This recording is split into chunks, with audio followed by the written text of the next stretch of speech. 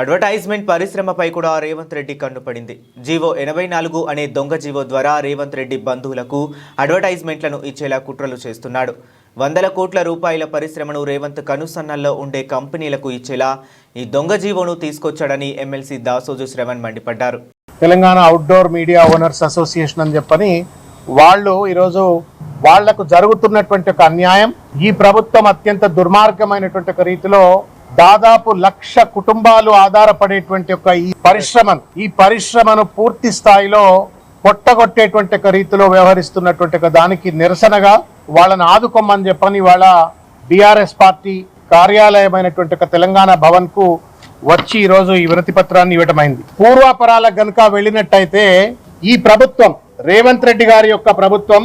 ఎంత దుర్మార్గమైనటువంటి ఒక రీతిలో పేదోళ్ల పొట్టగొట్టి తన చుట్టూ ఉండేటువంటి ఒక బంధుమిత్రులకు మాఫియాకు ఈ రోజు మొత్తం వందల కోట్ల విలువ చేస్తున్నటువంటి ఒక అడ్వర్టైజ్మెంట్ ఇండస్ట్రీని అంతా కూడా ఇవాళ కబ్జా చేసే విధంగా ఒక దొంగ జీవోని ఇవాళ జీవో 84 అని చెప్పని ఒక దొంగ జీవోను, ఈ జీవో ద్వారా దాదాపు 1,00,000 కుటుంబాల యొక్క జీవన ఉపాధిని సాడిస్ట్ మనస్తత్వంతో రేవంత్ రెడ్డి గారి ప్రభుత్వం విచ్ఛిన్నం చేస్తున్నటువంటి ఒక పరిస్థితి. లోతు గనుక వెళ్ళి చూసినట్టయితే ఈ జీవోను ఏమీ లేదు. వీళ్ళంతా కూడా దాదాపు 350 నుండి 400 ఏజెన్సీస్ ఇవి. నేను ఇంతకుముందు చెప్పినట్టుగా దాదాపు ఈ 350 నుండి 400 ఏజెన్సీస్ లో 1,00,000 మంది, అంటే వాళ్ళు ఫ్యాబ్రికేటర్స్ కావచ్చు, లేకపోతే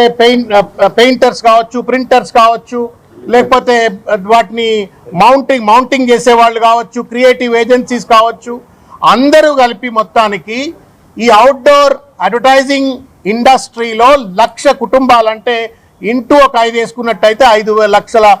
జీవితాలు, ఈ 5 లక్షల మంది జీవనోపాధి ఇవాళ ఛిద్రం చేసే విధంగా ఈ యొక్క అడ్డమైనటువంటి ఒక జీవో 84 అని చెప్పని పట్టుకొచ్చినారు. దీని ద్వారా రేవంత్ రెడ్డి గారి బంధువులకు మిత్రులకు పెద్ద ఎత్తున ఈ ఇండస్ట్రీని మోనోపలిగా